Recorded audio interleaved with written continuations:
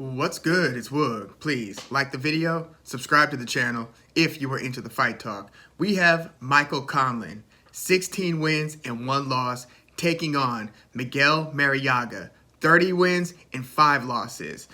To be frank, I am very surprised that Michael Conlan is returning to the ring so soon after what I consider to be, and many consider to be, the fight of the year thus far for 2022. I get that a lot of people would also consider Katie Taylor versus Amanda Serrano, for instance, as fight of the year. My current fight of the year still stands as Leigh Wood's successful title defense against Michael Conlan. And this was one of the more back and forth. Well, it was actually heavy for Michael Conlan early. He dropped Leigh Wood in the first round. Michael Conlan is one of the most active level changers that I see in the sport as it stands. Like, hit the whole fight, he's just constantly at the legs, dipping, and trying to throw left hand bombs over the top or just scraping you low with the left hand. But he'll also keep his right lead hand active, but he's just constantly changing levels. So he had Leigh Wood guessing from the beginning, and he caught Leigh Wood cleanly, dropped him. They end up having like a back and forth give and take style fight where Conlan built up an early lead, kept on catching Leigh Wood early and often with that looping left hand set up with that level change. Leigh Wood just could not get a beat on it, could not see it coming. He started keeping his hand higher, but he ended up having to dig deep. He, being Leigh Wood, rallied back into the fight. The middle rounds were just as exhilarating as the early rounds, and then the late rounds were even more exhilarating and dramatic than the first part of the fight or the middle of the fight. And this required Leigh Wood to be competitive on the scorecards to retain his belt to make a late round rally. So he arguably won the 10th round and the 11th round. Well, not arguably, the 11th. He dropped Michael Conlan in the 11th round, which was just what he needed to be back in the fight points-wise. So he dropped him in the 11th round towards the end of the round and then finished him in the 12th round, keeping Michael Conlan pinned up against the ropes, basically. That's not where Conlan needed to be. He was definitely having most of his success in the middle of the ring. And Leigh Wood was just looking for those opportunities. He might like lose a minute of a round or even a minute and a half a round, more or less, but he would look for those opportunities to just keep on pressing the action, coming forward, eventually pinning Michael Conlan, and then letting his two-fisted attack go. These guys were just brutalizing each other to the body, up top, but the way that the fight finished resulted in Michael Conlan falling through the ropes after getting caught against the ropes by a Leigh Wood right hand, got caught cleanly. He was out on his feet, but the ropes were keeping him up, so he slid through the ropes outside of the ring, landing upside down to where, as much as the roof was being blown off of this place, because you had England in the house, you had the Irish in the house, and so this place was just ballistic throughout the entire fight. Like, that's one of the things that just made it feel so dramatic. As good as the fight was, the environment, the atmosphere made it that much more dramatic. So by the time Michael Conlan was out cold, falling through the ropes after such a brutal back and forth type of fight, again, the roof was being blown off of Motor Point Arena in Nottingham, England, but then it had to eventually get reduced volume-wise to like a hushed celebration where Leigh Wood, even just immediately after the knockout, obviously he's embracing, screaming, embracing his trainers and falling to his knees. But then within like a few seconds of that, he had to just tamper down, or chose to tamper down, the celebration because of concern for Michael Conlan's well-being. The whole place that was just erupting throughout the fight and at the conclusion of the fight was then just simmered to a low volume out of concern. It was just a sight and a spectacle to behold. And now, and that was just in March of 2022. So now Michael Conlan is returning to the ring within a half a year of that. And I just don't know. I don't know if that's the thing to do. I mean, Leigh Wood hasn't returned to the ring. The champion, the WBA champ who successfully retained his title against Conlan, he hasn't been back, although it is reported that the next fight that they're going to be looking to make, because of the WBA's ordering of the fight, is to consolidate the two WBA titles at featherweight. So it looks like it's going to be Lee Wood versus Leo Santa Cruz, which should be very interesting. You know, I mean, for promotional reasons, we'll see if they could get it done. But yeah, I don't know what to make of this early return for Michael Conlan. But man, that Lee Wood versus Michael Conlan fight, like, Conlan was a slight favorite in that fight. Go rewatch that. In fact, you know, I'm basically doing this preview just to give me an excuse to go back and rewatch that fight. No, but Michael Conlan, former Olympian, he lost controversially in the Olympics to Vladimir Nikitin, to where after the judges ruled against Conlan, he was basically flipping them off and just demonstratively showing his dismay. It was very un-Olympian-like. It was kind of a jarring reaction to where it became a controversial topic. So when Michael Conlan turned pro, he won his first several fights. In fact, he beat the guy who controversially beat him in the Olympics. He beat Vladimir Nikitin in December of 2019 via unanimous decision. And then his most recent fight before the Lee Wood showdown was against TJ Doheny, and he beat him via unanimous decision. So he went into that Lee Wood fight undefeated, 16-0, not much of a knockout artist, but a very active fighter. Again, his level changing is constant throughout the fight, just dipping, and then you're having to guess high or low. Is he going to go up top with the left or down low? Or is he going to scrape you with a wide looping?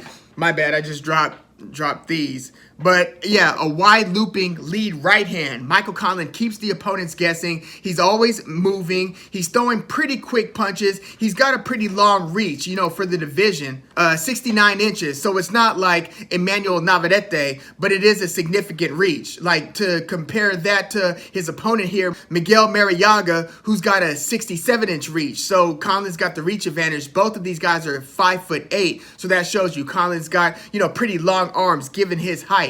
And he switches stances a lot as well. He fights mostly from the southpaw stance, but he'll switch to orthodox as well. And so, yeah, Michael Conlan, good fighter. He just ran into one of the most devastating and brutal and grueling fights that you can have as a professional against Lee Wood. And I mean, to be honest, I don't know how much more Lee Wood has to offer after such a tough fight like that. But again, early ring return for Conlan, but I do think that his opponent here matters. Miguel Marriaga is now 35 years old. In his heyday, he was only getting beaten by the best. Like, he won his first 20 professional fights, and then he fought the axe murderer, Nicholas Walters, who you guys might remember stopped a prime, or at least near prime. Yeah, I would say very near prime, but maybe a weight division up, or even 2 divisions higher than he should have been. Nonito Donaire. Nicholas Walters knocked Donaire out brutally, and Nicholas Walters beat Miguel Marriaga via unanimous decision in 2015. That's Marriaga's first loss.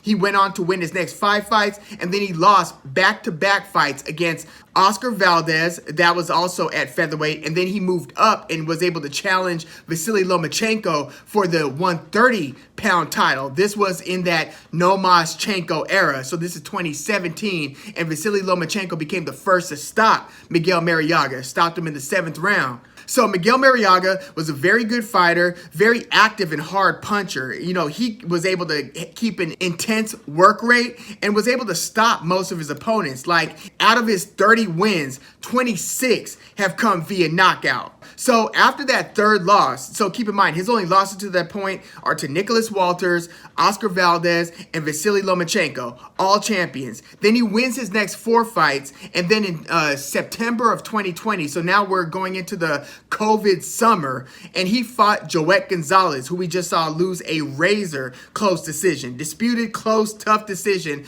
to Isaac Dogbe, the former belt holder at 122. So Miguel Marriaga fights Joet Gonzalez. I thought Miguel Marriaga was going to win this fight, but Joet Gonzalez actually outworked him during the second half of the fight, outboxed him, outworked him, ended up winning via unanimous decision. So now it's like Miguel Marriaga is not only losing to like the elite, but now he's losing to the, the top contenders who are just outside of the elite. I mean, Joey Gonzalez fought a very competitive loss. I mean, he fought competitively, though, with Emmanuel Navarrete. Miguel Marriaga lost to Joey Gonzalez via unanimous decision, and then he wins one fight in 2021, in April of 2021, against Jorge Jimenez, and then he fights Eduardo Ramirez at the end of 2021. So we're talking December 5th. And by the way, Eduardo Ramirez, the winner of that fight, beating Miguel Marriaga, is about to fight Isaac Cruz on September 4th. That's Isaac Cruz's next fight. But yeah, Miguel Marriaga now is not only losing to those three champions, but he has since lost to Joey Gonzalez and Eduardo Ramirez. So he's 35 years old. It looks like his work rate overall has decreased just a bit. He's not as tenacious, especially in the second half of fights, which is what you'll normally get from smaller fighters who are entering their mid-30s. It's not so much how non-dangerous they are. I think Miguel Marriaga is still very dangerous. I mean, his last 7 wins all came via knockout. So he still is able to devastate hard enough to get you out of there, which does make things a little bit scary for Michael Conlan, giving the type of fight that he's coming off of, right? Where his lights were put out and he had to endure the 12 rounds of attrition and then get stopped in the 12th round. Usually that's worse than just getting knocked out in the first couple of rounds.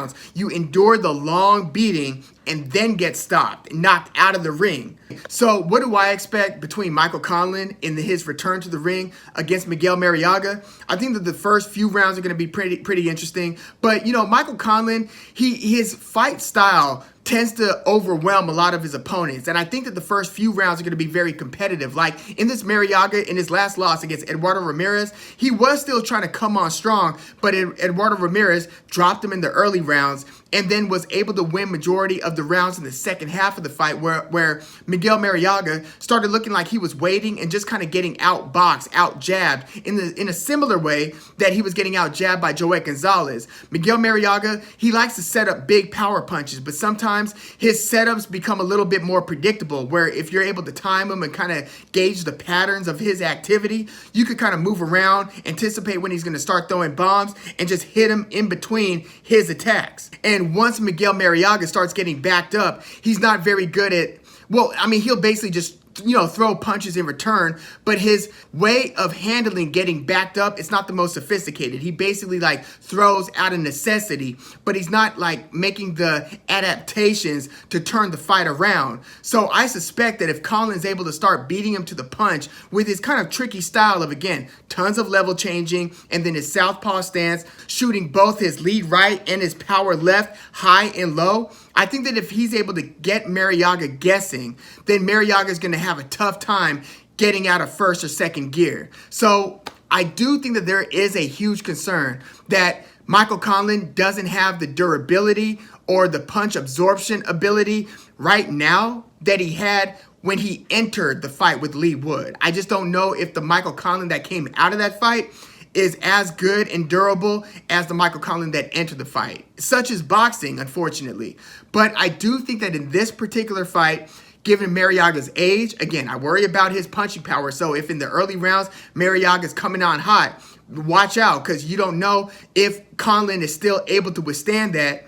But I suspect that he still will. Maybe this Lee Wood fight doesn't catch up with him until several fights down the road. I don't know. But I do still think that this is very early and soon for Michael Conlan to be returning to the ring. Again, his fight with Lee Wood just happened in March. But I do think that we're getting a reduced enough version of Miguel Marriaga, aka the Scorpion, where I expect Michael Conlan to win the majority of the rounds. I think Michael Conlan could pull out a close, maybe 7 rounds to 3, 6 rounds to 4 type of fight. Another thing, this is a 10-rounder, not a 12-rounder. Not exactly sure who that favors, but I think that actually kind of favors Marriaga because he's been the one who is not performing well enough in the second half of these fights against Joey Gonzalez and Eduardo Ramirez to secure the win. So maybe the fact that it's a shorter fight allows him to keep his foot on the gas more in the early rounds. But yeah, this is going to be an interesting fight. And we're just coming off a very interesting fight between